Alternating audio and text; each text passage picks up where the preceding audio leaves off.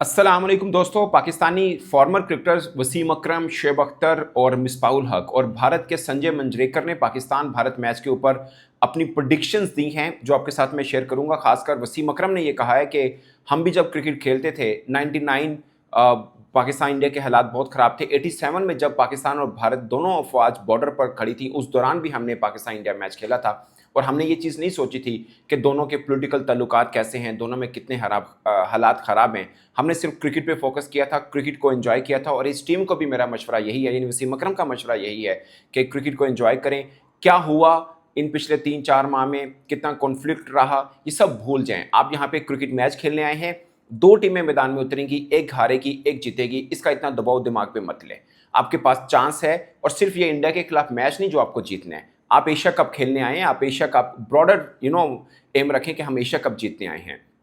और अगर खुदा ना खास्ता आप इंडिया के खिलाफ मैच हार भी जाते हैं तो अपनी चिन्ह अप रखना, घबराना नहीं है कि आप एक मैच इंडिया से हार गए हैं तो अब दोबारा पूरे टूर्नामेंट ही आप फीका खेलें। अपने अपने आप को मोटिवेट रखना है और ये चांस है कि आप भारत को हरा भी सकते हैं।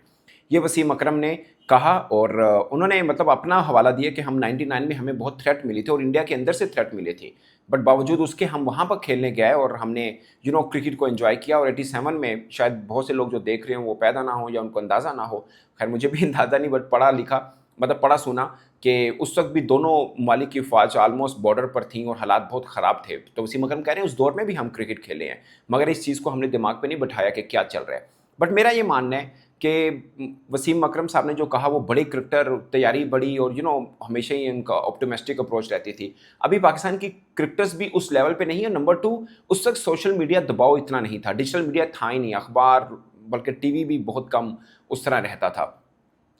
इस किस्म का दबाव उनको शायद नहीं फेस करना पड़ा जिस किस्म का अब यहाँ पे। मेरा ये मानना है इस मैच को लेकर भारतीय टीम पर दबाव ज़्यादा है। ये मैं पहले भी कह रहा था, मैं अब भी कह रहा हूँ, क्योंकि उनके पास कोई ऑप्शन नहीं है स्वाय जीत के। पाकिस्तान के पास दोनों ऑप्शन है, हमारे भी फैन चाह रहे हैं कि हम इंडिया को हराएं, बट खुदा ना खास्ता अगर हार गया तो एक्सेप्टेबल है किसी तरह से।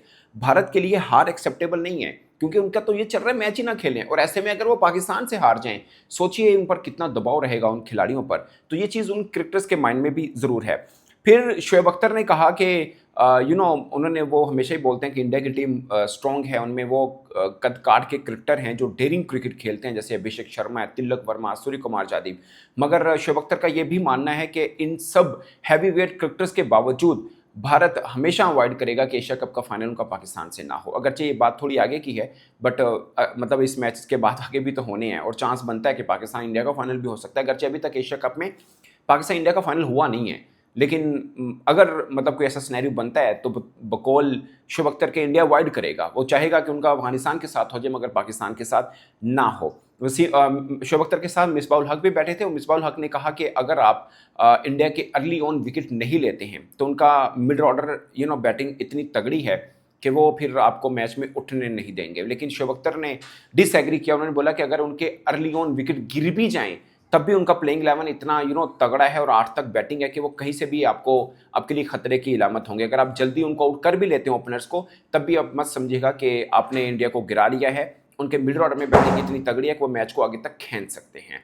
और उन बकौल शुएब अख्तर के मिडिल ऑर्डर या बैटिंग लाइनअप अगर देखी जाए तो वर्ल्ड बेस्ट है इंडिया की इस वक्त। मेरा भी मानना है कि अगर आप दो ओपनर अभिषेक शर्मा, शुभमन गिल में से किसी एक को जल्दी आउट कर लेते हैं, दोनों को आउट कर लेते हैं, फिर सूर्य कुमार यादव, फिर तिलक वर्मा, पांड्या आ जाएंगे, संजू सैमसन अगर खेलते हैं, नहीं तो वो शर्मा उनके कीपर हैं, वो आ जाएंगे, अक्षर पटेल हैं। सो बैटिंग लाइनअप उनका ठीक ठाक किस्म का। शिवम दुबे को मैं मिस कर गया, शिवम दुबे है। सो पूरी कंप्लीट उनकी बैटिंग और बॉलिंग भी अगर आप देखें तो बुमराह, पांड्या, शिवम दुबे, हम उसी बॉलिंग पे जाएं जो लास्ट टाइम इंडिया की थी, अगर उसी पे भी जाएं तो ये बनती है।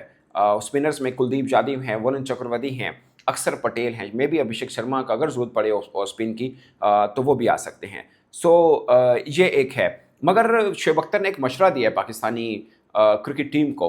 पाकिस्तान, अगर आप उनका भी कॉम्बिनेशन देखें तो पाकिस्तान का कॉम्बिनेशन ये बनता है कि एक regular fast bowler Shaheen Shah Afridi plus all-rounder Fahim Ashraf के साथ हम जाते हैं, और 3 हमारे एक्चुअली में 4 स्पिनर हैं जिसमें साइम अयूब हैं, सुफियान मुकीम हैं, अबरार हैं, नवाज़ हैं। ये 4 स्पिनर और 2 फास्ट बॉलर ये बनती है। वैसे तो कप्तान ने बॉलिंग नहीं की है अभी तक एशिया कप में, एक ही मैच हुआ है, बट वो भी हमारे पास एक ऑप्शन ज़रूर है।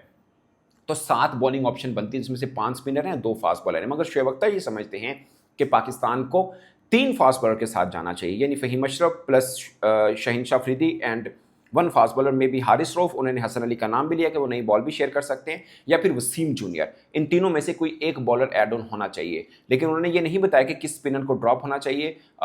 साफ है कि आप अब्रार या सुफियान मुकी में से किसी एक को ड्रॉप कर सकते हैं। तो शोएब अख्तर के बकौल 2 स्पिनर और 3 फास्ट बॉलर की जोड़ी पाकिस्तान के कारआमद आएगी। मुझे भी ज़्यादातर पे लगता है दोस्तों, अगर हम साइम अयूब के साथ जा रहे हैं, उनके मतलब अभी तक हम उनको रेगुलर यूज़ कर रहे हैं, जब से माइक हैसन आए ऑलमोस्ट 90% मैचेस के अंदर साइम अयूब ने बॉलिंग की है। इसके ऊपर संजय मंजरेकर ने भी बात की, वो मैं आपको बाद में बताऊंगा। सो अगर हम साइम अयूब के 3 ओवर समझ लें, 1 ओवर सलमान आगा का समझ लें, लाइक 4 ओवर तो ये स्पिनर कर लेंगे, फिर आपके पास नवाज हैं, प्लस मुझे लगता है कि हम सुफियान मुकीम के साथ जाना चाहिए, बट लेट्स अज्यूम कि हम अब्रार के साथ भी जा रहे हैं, दोनों में से किसी एक के साथ जा रहे हैं, तो 3 स्पिन तो हमारे पास वैसे भी ऑप्शन बन गई।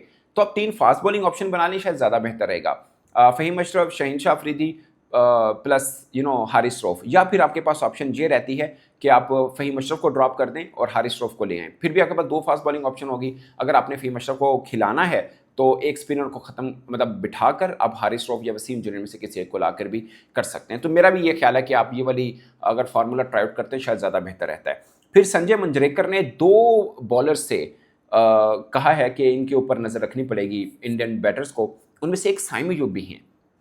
उनको लगता है कि नई बॉल के साथ साइम अयूब जो वैरायटी कर रहे हैं, खासकर उनकी कैरम बॉल जो जतिंदर सिंह को आउट किया ओमान के बल्लेबाज को, बिल्कुल लाइट सा टर्न हुआ था और ज़बरदस्त वो बॉल हुई। और अमूमन आप देखिए शहीन अफरीदी, अगरचे हम लो रैंक की टीम के साथ खेलें, बड़ी टीम के साथ नहीं खेले, ऊपर से शहीन अफरीदी एक थ्रेट है कि नई बॉल के साथ विकेट ले सकते हैं, साथ में साइम अयूब भी नई बॉल के साथ अगर वो विकेट नहीं लेते तो रन भी नहीं दे रहे हैं। एक आधी मैच में उनको मार हुई है, बट अगेन मैं मानता हूं कि लो रैंक टीम के साथ, बड़ी टीम के खिलाफ अभी उनका खेलना बाकी ज़रूर है, तो वो देखना है। मिसाल के तौर पे जितेंद्र सिंह को पता नहीं चला, वो बहुत ही गलत तरीके से रोकने आया, बल्कि क्रॉस खेला और वो क्लीन बोल्ड हो गया।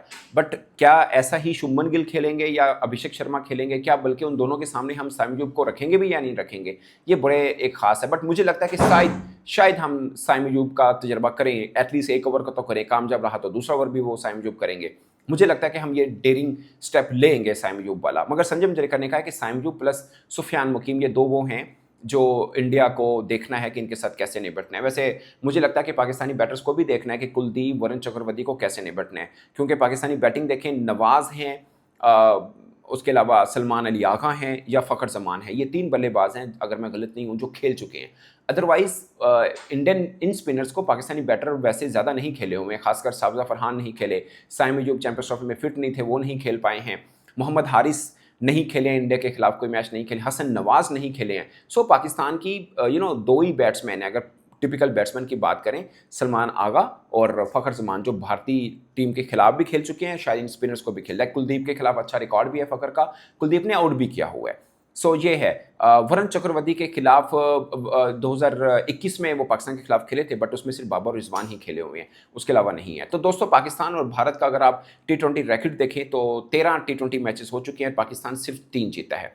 उन 3 में से एक 2012 में जब हमने बायलैटरल सीरीज़ खेली थी, 2012-13 में 2 T20 मैचेस की सीरीज हुई थी, एक हम जीते थे, एक हम हारे थे।